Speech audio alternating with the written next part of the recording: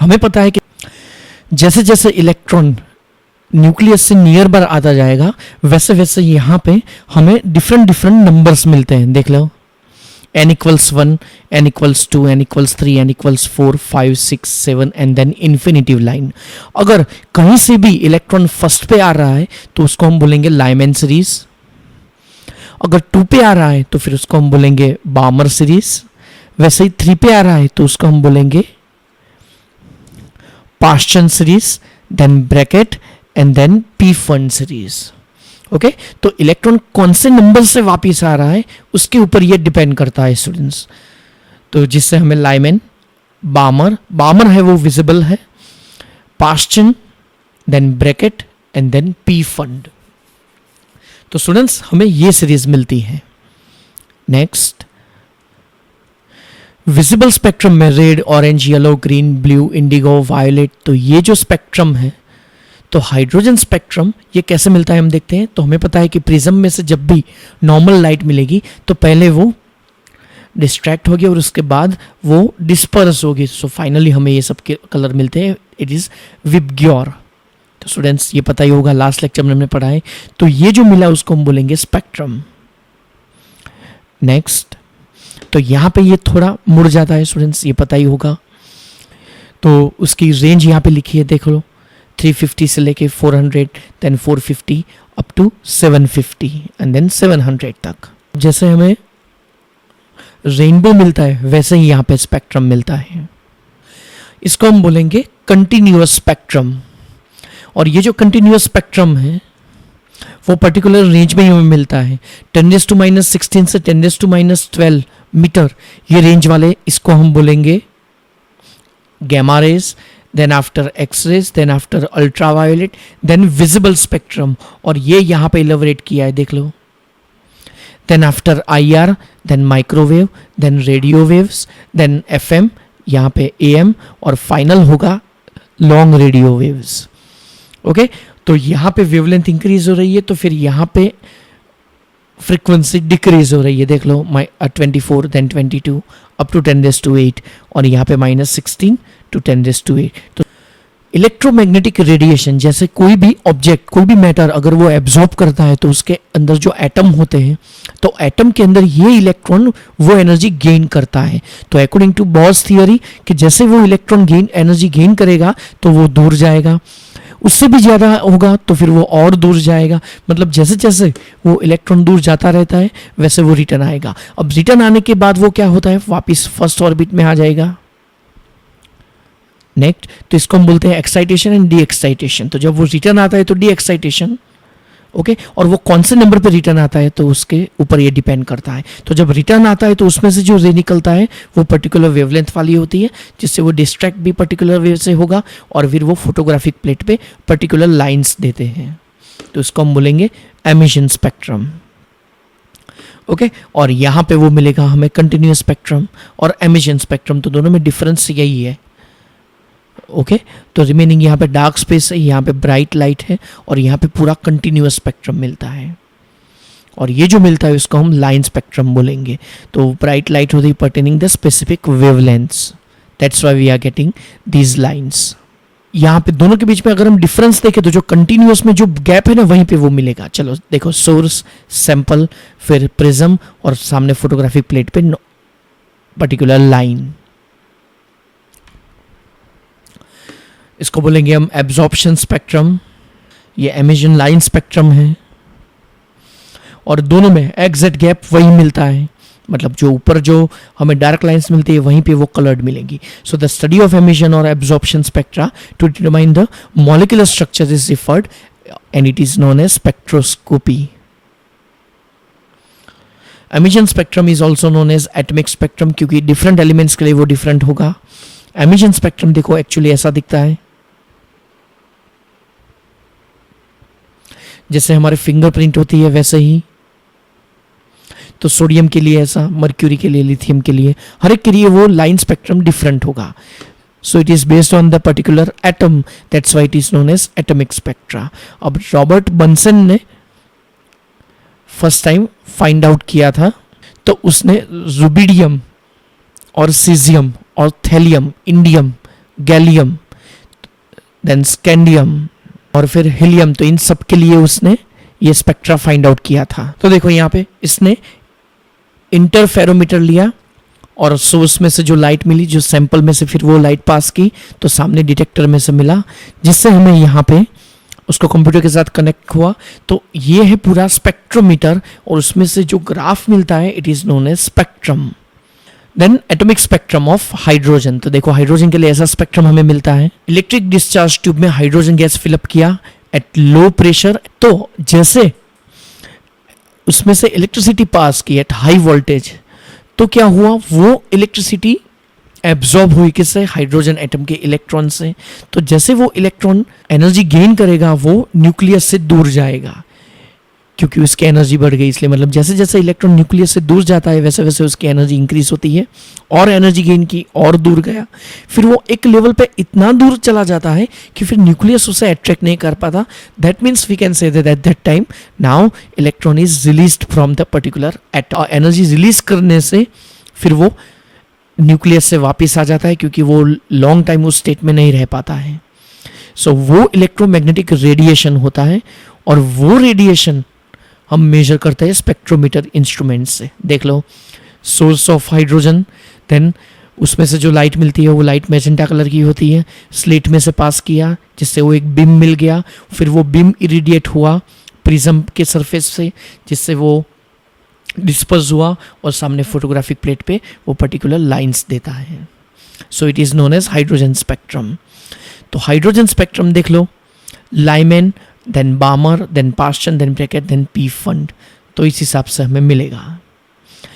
बामर series में जो first time find out किया था तो वो विजिबल स्पेक्ट्रम, इसलिए देखो हर एक के पर्टिकुलर कलर है, पहले रेड, फिर ग्रीन, फिर ब्लू, फिर violet and then finally purple colour. John बैकअप बामर ने फर्स्ट टाइम ये फाइंड आउट किया था, और वो लाइंस यहाँ पे मिलती है। देख लो, जैसे जैसे वेवलेंथ इंक्रीज होती रहती है वैसे वैसे कलर की इंटेंसिटी डिक्रीज होती रहती है। देख लो, विजिबल स्पेक्ट्रम है ये। तो जैसे इलेक्ट्रॉन थर्ड से सेकंड पे आएगा वैसे रेड कलर मिलेगा, फोर्थ से सेकंड पे आएगा तो green colour, then blue and then violet colour. Okay, तो मतलब जैसे जैसे एनर्जी इंक्रीज होती रहती है वैसे वेवलेंथ डिक्रीज होती रहती है, और फिर मतलब उतना दूर डिफ्रैक्शन होगा उसका। तो बामर ने ये फॉर्मूला अप्लाई किया था। स्टूडेंट्स, लास्ट लेक्चर में हमने ये देख लिया है, new bar that is a wave number equals 109677 into bracket 1/2 square minus 1/n square. Here n must be greater than or equal to 3. Okay, क्योंकि ये 2 से ज़्यादा ही होगा तभी हमें लाइन मिलेगी ना। फिर रिडबर्ग ने ये फॉर्मूला दिया and it's a generalized formula, nu bar equals 109677 into bracket 1/n1 square minus 1/n2 square centimeter inverse. Here n1 equals 1 2 3 up to dash dash dash और n2 equals n1 plus 1, मतलब एक number ज़्यादा होगा। याद आया students, last lecture में मैंने समझाया। मैंने थोड़ा रिवाइज करवाया क्योंकि मुझे आज बोर्स मॉडल लेना है, तो उसके लिए ये थियोरी रिपीट करवानी ज़रूरी थी और एनिमेशन थ्रू मुझे समझाना भी बाकी था। तो स्टूडेंट्स, यहाँ पे स्पेक्ट्रल सीरीज हमें मिलती है Lyman, बामर, Paschen, bracket and finally P fund. तो उसमें ये इसका यूवी रेंज, इसके विजिबल और बाकी तीनों की आईआर रेंज, और उसमें लेयर एनर्जी लेवल होगा वो डाउनवर्ड, दैट इज 1 2 3 4 5, और यहाँ पे 2 3 up to infinity, 3 4 infinity, 4 5 6 up to infinity, उसके बाद वाला नंबर। ओके, तो यहाँ पे रिडबर्ग्स कांस्टेंट उसका फॉर्मूला होगा 1/λ equals RH into 1/1 square minus 1/n square, यहाँ पे 2 स्क्वायर होगा। नेक्स्ट, ओके, अब लॉन्गेस्ट वेवलेंथ क्या है स्टूडेंट्स? लॉन्गेस्ट वेवलेंथ मतलब short is the energy difference. That's why here lambda is maximum, that means E is minimum, so n will be p plus 1. तो यहाँ पे डिफरेंस होगा between 1 and 2, तो n equals यहाँ पे 2 होगा। सिमिलरली यहाँ पे 3 to 2, यहाँ पे 4 5 और यहाँ पे 6 उसके बाद वाला नंबर। सिमिलरली शॉर्टेस्ट वेवलेंथ, तो उस टाइम पे एनर्जी मैक्सिमम होगी, तो अपर लेवल होगा इन्फिनिटी और डाउन लेवल होगा इसके लिए 1, इसके लिए 2, वो तो वही रहेगा।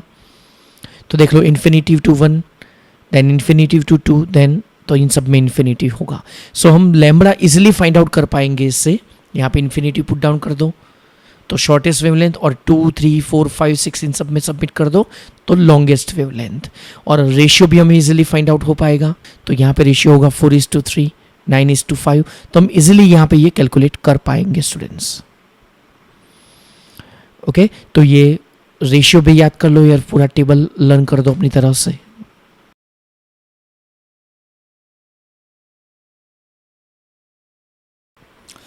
Now we are taking Bohr's atomic model. According to this model, here electron revolves around the nucleus continuously and it is known as a stationary orbit. तो नील्स बोर ने फर्स्ट टाइम ये थ्योरी दी थी. So there are many postulates. First is the motion of the electrons in a stationary orbit, fixed energy of electron, energy change during the transition of electrons, and then fixed angular momentum of electrons.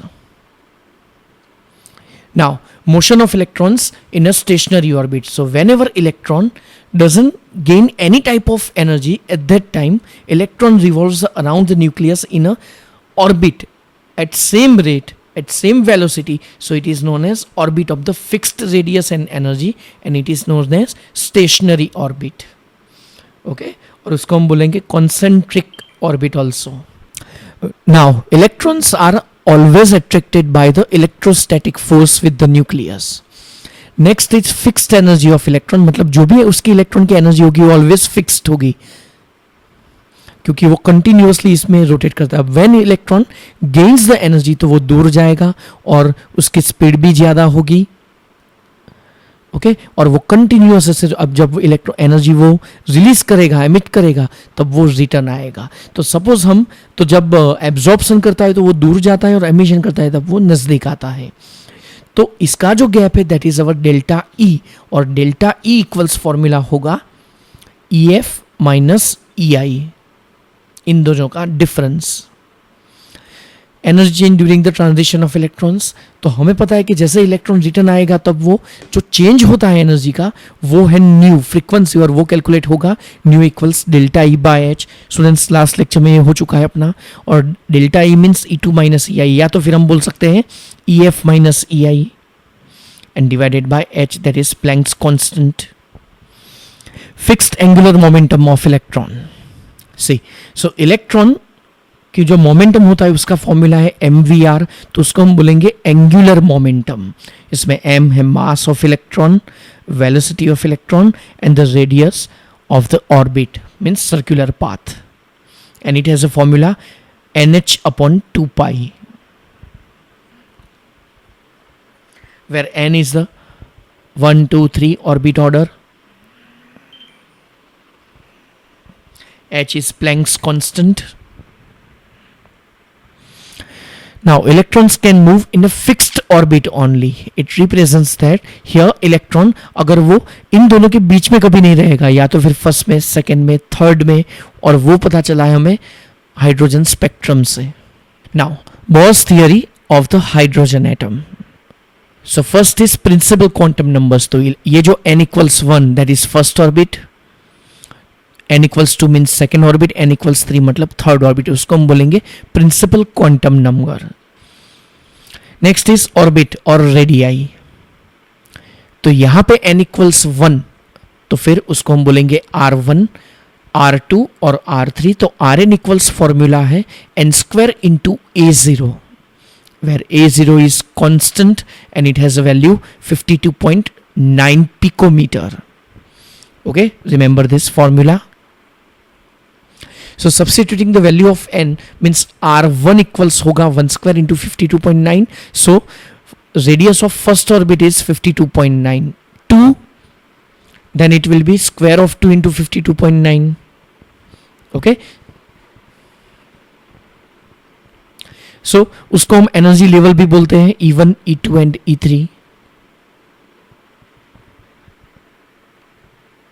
So En equals formula minus RH into 1 upon n square, where n is 1, 2, 3, that is order of orbit, and RH has a value 2.18 into 10⁻18 joule, और En का overall unit होगा joule यहाँ पे. So E1 equals 2.18 into 10⁻18. If we substitute here the value of n, that is for a first orbit, the energy of electron will be minus 2.18 into 10⁻18 joule. Similarly E2 equals मिलेगा यहाँ पे, अगर electron volt में हम निकालें तो minus 13.6. तो अगर हम E2 E1 equals electron volt में यूनिट रखें तो वो होगा माइनस 13.6 इलेक्ट्रॉन वोल्ट, E2 के लिए होगा माइनस 3.4 इलेक्ट्रॉन वोल्ट, और E3 के लिए होगा माइनस 1.9 इलेक्ट्रॉन वोल्ट. स्टूडेंट्स, यहाँ पे जो जूल में वैल्यू मिलती है उसको हम इलेक्ट्रॉन वोल्ट में कन्वर्ट करें तो ऐसी वैल्यू हमें मिलेगी. तो होमवर्क में आप ये कंप्लीट करो, तो जो जूल में मिलता है उसको इलेक्ट्रॉन वोल्ट में कन्वर्ट करो. सो एनर्जी लेवल डायग्राम देखो, यहाँ पे ऐसा मिलता है. ये n equals 1, ये n equals 2, then 3, then 4, then 5, then 6, and E infinitive that is 0. जब इलेक्ट्रॉन इन्फिनिटिव लेवल पे होगा तब वो रिटर्न नहीं आ पाएगा. सपोज यहाँ पे E6 है तो उसकी वैल्यू है minus 30.38 electron volt. Then E5 के लिए माइनस 54 इलेक्ट्रॉन वोल्ट, E4 के लिए माइनस 0.85, E3 के लिए माइनस 1.5, E2 के लिए माइनस 3.4 और E1 के लिए माइनस 13.6 इलेक्ट्रॉन वोल्ट. मतलब इतनी एनर्जी रिलीज हो रही है तब जाके फाइनल हमें ये वैल्यू मिलती है. Next, properties of hydrogen like species. अब अगर हम हाइड्रोजन लेते हैं तो उसमें न्यूक्लियस में एक ही प्रोटॉन होगा, न्यूट्रॉन तो होगा ही नहीं, और एक ही इलेक्ट्रॉन होता है और वो कंटिन्यूअस रोटेट करता है. अगर हम हीलियम 1+ ले तो उसके अंदर 2 प्रोटॉन 2 न्यूट्रॉन और इलेक्ट्रॉन एक ही होगा. Li2+ में देखो 3 प्रोटॉन और 4 न्यूट्रॉन होंगे और इलेक्ट्रॉन एक ही होगा. Be3+ में 1 2 3 4 प्रोटॉन एंड 1 2 3 4 5 न्यूट्रॉन होंगे. That's why atomic mass is 9 और इलेक्ट्रॉन तो एक ही होगा यहाँ पे. तो यहाँ पे सिर्फ Z चेंज होता है, that is atomic number. So En equals formula minus 2.18 into 10⁻18 into bracket Z square divided by N square, where this Z is atomic number. Rn equals 52.9 N square upon Z होगा, where Z is again atomic number. Helium के लिए 2, lithium के लिए 3, beryllium के लिए 4. Okay, तो यहाँ पे एनर्जी ऑफ He1+ देखो सब फॉर्मूला लिखा है. तो स्टूडेंट्स एक बार आप ये लर्न कर दो. तो जैसे जैसे यहाँ पे Z इंक्रीज होगा वैसे वैसे देख लो -18 तो यहाँ पे नंबर डिक्रीज हो रहा है. सिमिलरली यहाँ पे भी रेडियस डिक्रीज हो रही है क्योंकि न्यूक्लियस ज़्यादा है. तो मतलब जैसे जैसे इलेक्ट्रॉन वेलोसिटी इंक्रीजेस तो देखो यहाँ पे फर्स्ट, यहाँ पे सेकेंड और यहाँ पे एक्चुअली 1 2 3rd ऑर्बिट में होगा. Now this model helps to resolve the many questions related with the atomic structure and the spectra.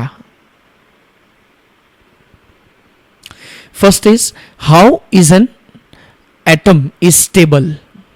So answer from Bohr model is, electrons are held in the stationary orbit by virtue of an electrostatic force. मतलब proton और electron का जो attraction force है that is a electrostatic force, and that's why they don't fall into the nucleus. Second question, what is the distribution of and energies of the electron in an atom? So the model also stated that electrons are distributed in the concentric orbits around the nucleus. मतलब specific orbit होती है, specific path होता है.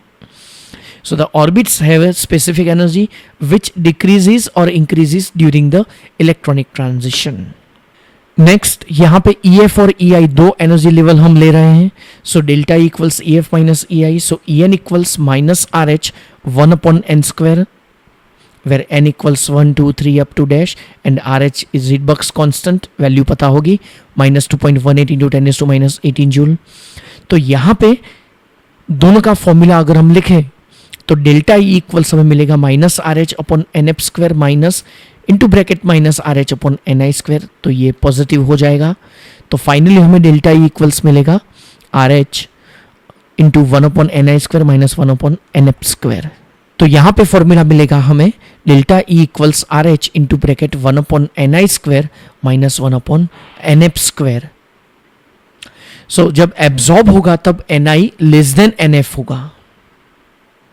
Okay तो यहां पे अगर emission होगा तो ni ग्रेटर देन nf होगा।